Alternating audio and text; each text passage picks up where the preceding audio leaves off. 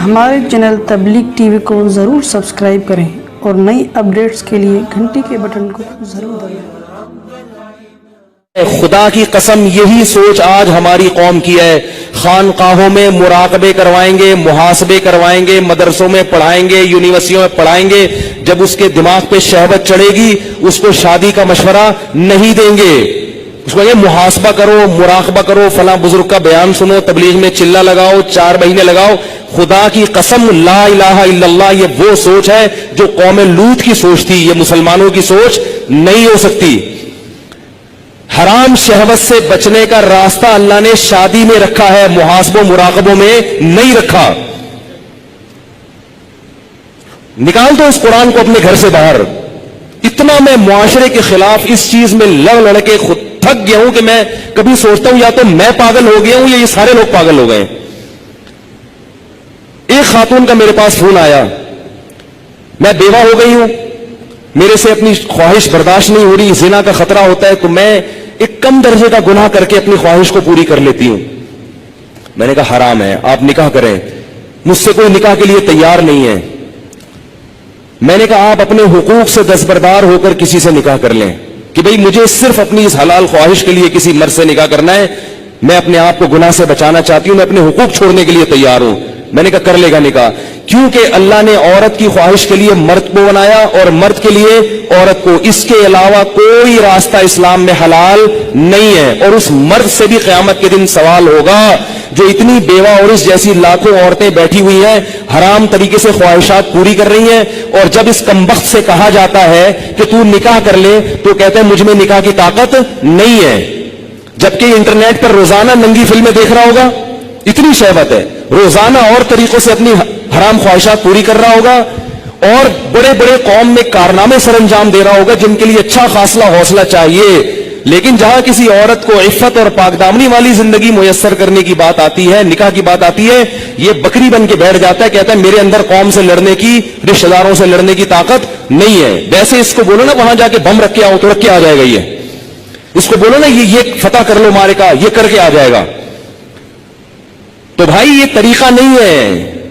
اللہ نے سورہ نور میں نظروں کی حفاظت کا حکم دیا، اور اگلی آیت میں اللہ نے نکاح کا حکم دیا ہے، آلٹرنیٹ فارم بتایا ہے۔ تو اللہ نے صرف اور صرف مرد عورت کو ایک دوسرے کے لیے پیدا کیا ہے، اور ہن لباس لکم وانتم لباس لہن، فرمایا عورت تمہارے عیب پہ پردہ ڈالے گی اور تم اس کے عیب پہ۔ شہوت اللہ نے دونوں میں رکھی ہے۔ جو یہ کہتے ہیں نا نہیں ہے، خدا کی قسم جھوٹ بولتا ہے، وہ جھوٹ بولتا ہے۔ وہ کوئی کہتا ہے وہ اتنی نیک عورت ہے اس میں شہوت نہیں ہے، خدا کی قسم جھوٹ بول رہا ہے۔ جیسے بھوک لگنے کا تعلق آپ کے نیک ہونے یا نہ ہونے سے نہیں ہے، تو سیکچول ڈیزائرز جو ہیں اس کا کسی کے نیک یا برے ہونے سے تعلق نہیں ہے۔ اتنی یہ کامن سینس کی بات ہے، یہ سمجھ میں نہیں آ رہی بھائی، اتنی کامن سینس کی باتیں ہیں، اس میں کون سی میں ایسی باتیں کر رہا ہوں جو سمجھ میں نہ آئے، اس پہ میرے اوپر الزام لگتے ہیں، پتہ نہیں کیا سکھا رہے ہیں لوگوں کو۔ تو یہ جو الٹے کام آج کل ہو رہے ہیں نا، لڑکیاں بھی کر رہی ہیں، یونیورسٹیاں جانے والی لڑکیاں، کالج جانے والی لڑکیاں میرے پاس فون آتے ہیں، ہم یہ کر رہے ہیں، ہم یہ کر رہے ہیں۔ میں کہتا ہوں کیوں بھائی؟ کہہ رہے ہمارے اندر جزائز پیدا ہوتی ہے، ہم کیا کریں مفتی صاحب، رشتے ہی نہیں آتے۔ اور لڑکا بھی کر رہا ہے، ان سے بولو کہ بھائی تم شادی کیوں نہیں کرتے؟ پیسے ہی نہیں ہے، کیسے کر لیں شادی؟ پیسے ہی نہیں ہے۔ گرل فرینڈ کے لیے پیسے کہاں سے آ جاتے ہیں بھائی تمہارے پاس؟ نکاح کے لیے یہ دماغ سے نکال دو کہ پیسوں کی ضرورت ہوتی ہے۔ یہ دنیا کا سب سے بڑا جھوٹ ہے کہ شادی کے لیے پیسے چاہیے۔ او بھائی شادی ایجاب و قبول کا نام ہے، خدا کی قسم نہیں چاہیے پیسے شادی کے لیے۔ اگر شادی کے لیے پیسے چاہیے ہوتے تو اللہ قرآن میں نکاح کا حکم دینے کے بعد غریب اور فقیر کو الگ سے ترغیب نہ دیتا۔ اللہ کہتے ہیں اگر فقیر ہونا تو اللہ دے دے گا پیسے، کر لو شادی۔ اگر نکاح میں پیسوں کی شرط ہوتی کہیں بھی کسی بھی درجے میں تو اللہ کیا کہتے ہیں؟ جن لوگوں کے پاس پیسے نہیں ہیں وہ صبر کریں۔ اللہ نے تو نہیں کہا۔ اب آپ کہیں گے پیسے نہیں ہے تو کیسے شادی ہوگی؟ نکاح نام ہے ایجاب و قبول کا۔ بھائی کسی لڑکی سے عقد کر لو، ایگریمنٹ کر لو کہ میں تمہیں اپنے نکاح میں لیتا ہوں، وہ اس کہ ہاں میں نے قبول کیا، گواہ سن رہے ہو، یہ بات ہو گیا۔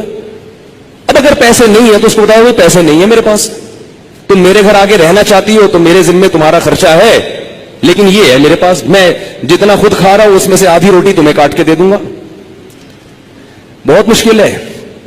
کچھ کرنا ہے نا تو کچھ کرنا پڑے گا, ورنہ چلتے رہو پھر اسی راستے پہ جو لوط علیہ السلام کی قوم والا راستہ ہے, ادھر ہی جاؤ. اور اس انجام ہماری قوم کا بھی وہی ہے جو ان کا انجام تھا, جو گوروں کا انجام ہوا ہے نا. گورے کو یہ سمجھانا بڑا مشکل ہے کہ لڑکوں سے بدفعلی غلط کیوں ہے. کیوں مشکل ہے؟ اس لیے کہ وہ نکاح سے دور بھاگ بھاگ کے لڑکوں کے اتنے عادی ہو چکے ہیں کہ اب وہ کہہ رہے ہیں مولوی پاگل ہیں, ان کو پتہ نہیں کیسی باتیں کر رہے ہیں. یہ گند میں جب ایک دفعہ پڑ گئے نا, پھر نکاح کے لیے پیسے ہوں گے تو بھی شادی نہیں کرو گے. یہ گند میں پڑنے سے پہلے کی باتیں ہیں ساری. پاکیزہ زندگی گزارو اللہ کے بندو. نکاح کرنا پیغمبروں کی سنت ہے, اور نکاح کے علاوہ راستہ اختیار کرنا یہ جہنمیوں کا طریقہ ہے, یہ پیغمبروں کا طریقہ نہیں ہے. موسیٰ علیہ السلام کے پاس کتنے پیسے تھے انہوں نے شادی کر لی تھی؟ کچھ بھی تو نہیں تھا. لڑکی کے باپ نے کہا 10 سال بکریاں چراؤ گے؟ انہوں نے کہا قبول ہے, چراؤں گا. انہوں نے کہا شادی تو ہو, چلو 10 سال بکریاں چلائیں گے, شادی تو ہو. ہمارے نبی کے پاس کتنے پیسے تھے جو انہوں نے 9 بیویاں رکھی ہیں, 11 شادیاں کی ہیں. ہمارے نبی کے پاس تو کچھ بھی نہیں تھا. بخاری میں حدیث ہے کہ ایک شخص آیا, لوہے کی ایک انگوٹھی نہیں ہے, نبی نے اس کا بھی نکاح کرایا, ان کی بھی شادی کرائی. تو بھائی جو کھا رہے ہو آدھی روٹی کس کو دے دینا؟ بیوی کو. بولے بھائی میں ابھی تو یہ کر سکتا ہوں, اگر مزے سے رہنا چاہے ٹھیک ہے, جانا چاہے بولے ٹھیک ہے طلاق لے لو, میں پھر کہیں اور کرتا ہوں. مل جائیں گی آپ کو انشاءاللہ, کرنا ہی نہیں چاہتے ہو. اور عورت کو بھی شوہر مل جائے گا. اور اگر اس لڑکی کو خرچہ نہیں مل رہا شوہر کی طرف سے, تو کم از کم اس کی سیکچوئل ڈیزائرز تو پوری ہوں گی نا حلال طریقے سے. یہ ضرورت تو پوری ہو جائے گی نا. بھائی نکاح کر لے کہ بھائی مجھ میں بھی یہ خواہش ہے, میں حرام سے بچنا چاہتی ہوں. نکاح کر لیا مرد نے, اب کم از کم ان کو میاں بیوی کو ایک اپنی خواہش پوری کرنے کے لیے لباس تو مل جائے گا, ادھر ادھر منہ تو کالا نہیں کریں گے. رخصتی اس وقت کر لیں گے جب پیسے ہوں گے. آپ بولو بھائی میں اپنی آدھی روٹی کاٹ کے تمہیں نہیں دے سکتا, میرا پیٹ نہیں بھرتا, تم وہیں رہو. پہلے سے ایگریمنٹ کر لیں گے. نکاح صرف نان نفقہ اٹھانے کے لیے نہیں ہوتا, زنا سے بچنے کے لیے بھی ہوتا ہے. بلکہ نکاح کا تو بنیادی مقصد زنا سے بچنا, اولاد پیدا کرنا ہے.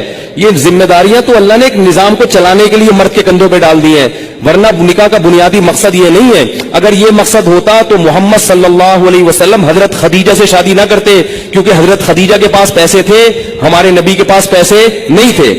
ذمہ داری اٹھانے کے لیے اگر شادی ہوتی تو خدیجہ سے, ہمارے نبی کی ذمہ داری حضرت خدیجہ نے اٹھائی ہے. نہیں آ رہی بات سمجھ میں؟ پہلی شادی جو ہمارے نبی کی ہوئی ہے اس میں ذمہ داری کس نے اٹھائی ہے؟ حضرت خدیجہ نے. حضرت خدیجہ فرمائے میرے پاس مال بہت ہے, شریف آدمی نہیں مل رہا کوئی, تو آپ نکاح, آپ شریف ہیں ٹھیک ہے. تو 2 فائدے ہمارے نبی کو اللہ نے دے دیے, ایک بیوی مل گئی اور اللہ نے مالی لحاظ سے غنی کر دیا. تو باقی سب چیزیں بعد میں ہیں. سب سے پہلے اپنے آپ کو حرام کام سے بچنے کے لیے نکاح کرو. تم گناہوں میں پڑو گے, تمہارے ماں باپ کو اس پہ تکلیف نہیں ہوگی. آج کل نہیں ہوتی ماں باپ کو تکلیف, وہ کہتے ہیں زنا کرتا رہے, کچھ بھی کرتا رہے, بہو گھر میں آئی تو ٹانگیں توڑ کے نکال دیں گے, کیونکہ یہ بہو ہماری جائیدادیں کھا جائے گی, یہ ہمارے پراٹھے کھا جائے گی, اب 1 انڈا پکڑا ہے 2 انڈے پکیں گے. وہ یہی سوچتے رہتے ہیں. اتنا چھوٹا دل. ابے بھائی اللہ نے جس نے تمہیں کھلا لیا, یار اگر بہو ایک گھر میں آ گئی 2 روٹی زیادہ پک جائے گی نا, اور کیا ہوگا, 2 روٹی زیادہ پک جائے گی. اللہ نے ایک دوسرے کے لیے پیدا کیا ہے, اور بالغ ہوتے ہی یہ خواہش رکھ دی ہے. رکھنا اس کی علامت ہے کہ ہم ان دونوں کو نکاح کی ضرورت ہے. گوروں کے ہاں نکاح پر پابندی ہے, تو 13 سال کی لڑکیوں کے بوائے فرینڈ پھر کیوں ہوتے ہیں؟ اس لیے کہ ان میں یہ ڈیزائرز پیدا ہو چکی ہوتی ہیں. تو لوط علیہ السلام قوم کو کہتے کہتے تھک گئے کہ شادی شادی شادی شادی.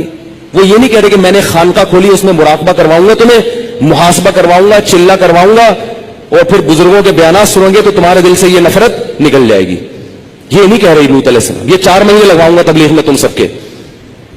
یہ ایسا آدمی 4 مہینے کے لیے نکلے گا نا, وہاں لوگوں کو خراب کر دے گا. یہ جو شہوت پرست آدمی ہے نا, جس کو حلال خواہش پوری نہیں ہو رہی, یہ تبلیغ کا ماحول جا کے کیا کرے گا؟ اس کو مدرسے میں چھوڑو گے, مدرسے کے طلبہ کو بگاڑ دے گا. اس کو بچوں کا استاذ بناؤ گے, قاری بناؤ گے, بچوں کو پیل دے گا. یہ اللہ معاف فرمائے, میں بہت برے الفاظ استعمال کروں, لیکن ہو رہا ہے یہ سب کچھ, بچوں کو خراب کر دے گا. یہ میں تو کہتا ہوں مدرسوں میں ایسے قاری کو رکھا نہ جائے جو شادی شدہ نہ ہو. رکھا کتنا ہی ایسے پیر اور مرشد سے بیعت نہ ہو جو شادی شدہ نہ ہو. بیعت ہوگے نا, شیطان اس کو تمہارے خلاف, اگر کوئی نیک خوبصورت مرید جا کے بیعت ہو گیا نا, تو شیخ کا اس پہ دل آ جاتا ہے. بھائی اللہ نے نظام نہیں رکھا نا, ایک چیز, آپ کو بھوک لگ رہی ہو, کھانے کو روٹی نہیں ملے گی, تو جو تھوڑے دن تک برداشت کرو گے, پھر کچرے سے گند نکال کے کھانا شروع کر دو گے. کب تک برداشت کرے گا؟ تو جب مرد اور عورت کی خواہش پوری نہیں ہوتی, نتیجہ کیا نکلتا ہے؟ وہ گند کی طرف جانا شروع.